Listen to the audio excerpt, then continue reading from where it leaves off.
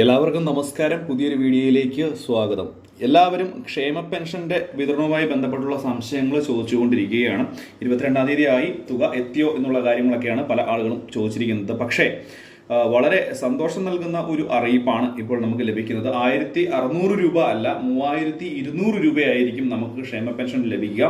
പക്ഷേ തീയതിയിൽ ചെറിയ വ്യത്യാസങ്ങൾ ഒക്കെ വന്നിരിക്കുകയാണ്. ഇത് സംബന്ധിച്ചുള്ള വിശദമായിട്ടുള്ള അറിയിപ്പുകളാണ് ഇന്നത്തെ വീഡിയോയിലൂടെ ഷെയർ ചെയ്ത് തരുന്നത്. ഏവരും വീഡിയോ പൂർണ്ണമായും തന്നെ കാണുക. വീഡിയോ പരമാവധി ഷെയർ ചെയ്ത് നിങ്ങളുടെ സുഹൃത്തുക്കളിലേക്ക് എത്തിക്കുക. ഫേസ്ബുക്ക് വഴിയാണ് ഈ ഒരു വീഡിയോ നിങ്ങൾ കാണുന്നതെങ്കിൽ തീർച്ചയായിട്ടും നമ്മുടെ ഫേസ്ബുക്ക് പേജ് കൂടി ഒന്ന് ഫോളോ ചെയ്ത് വെക്കുക. സംസ്ഥാനത്ത് ഈ മാസത്തിന്റെ തുടക്കത്തിൽ തന്നെ ഒരു മാസത്തെ ക്ഷേമ പെൻഷൻ തുക സംസ്ഥാന സർക്കാർ വിതരണം ചെയ്തിരുന്നു. ഇപ്പോൾ നടക്കുന്ന ബൈ ഇലക്ഷന്റെ ഒക്കെ മുന്നോടിയായിട്ട് തന്നെ, ഉപതെരഞ്ഞെടുപ്പിന്റെ ഒക്കെ മുന്നോടിയായിട്ട് തന്നെയാണ് സംസ്ഥാന സർക്കാർ ക്ഷേമ പെൻഷൻ തുക വിതരണം ചെയ്തത്. നമുക്കെല്ലാവർക്കും അറിയാം, ക്ഷേമ പെൻഷൻ തുകയുടെ ഒക്കെ വിതരണം ഇലക്ഷനോടൊക്കെ അനുബന്ധിച്ച് കറക്റ്റായിട്ട് വരികയും അതിനുശേഷം ഒരുപക്ഷെ ചില മാറ്റങ്ങളൊക്കെ സംഭവിക്കുകയും ചെയ്യുന്ന രീതികളൊക്കെ ഉണ്ടാകാറുണ്ട്.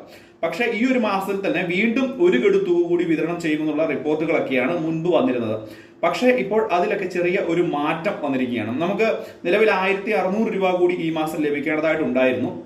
25-ാം തീയതിയോട് കൂടിയൊക്കെ തുകയുടെ വിതരണം ഉണ്ടാകും എന്നുള്ളതായിരുന്നു റിപ്പോർട്ടുകൾ. പക്ഷേ അതിലാണ് ഇപ്പോൾ മാറ്റം വന്നിരിക്കുന്നത്.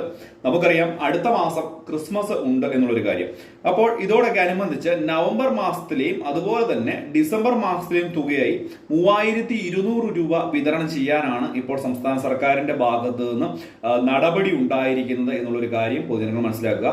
ചുരുക്കി പറഞ്ഞാൽ 1600 രൂപ അല്ല, 3200 രൂപയായിരിക്കും നിങ്ങൾക്ക് അടുത്ത ക്ഷേമ പെൻഷൻ ഗഡുവായിട്ട് ലഭിക്കുക. അത് ചില ആളുകൾക്ക് അത് ഒരു 2 ഗഡു ഒരുമിച്ച് ലഭിക്കാതെ ഓരോ ഗഡുവായിട്ട് ലഭിക്കാൻ സാധ്യതയുണ്ട്. കാരണം ഒരേ സമയം തന്നെ 2 തവണ അക്കൗണ്ടിൽ വരുന്ന രീതിയിൽ തുകയുടെ വിതരണവും ഉണ്ടാവും.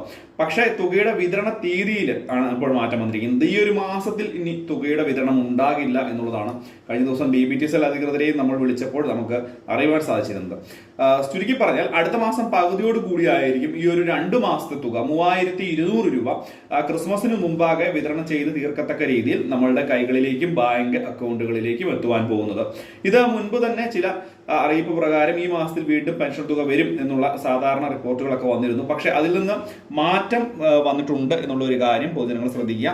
പക്ഷെ ആരും സങ്കടപ്പെടേണ്ടതോ അല്ലെങ്കിൽ ബുദ്ധിമുട്ടുണ്ടാകേണ്ട സാഹചര്യമില്ല.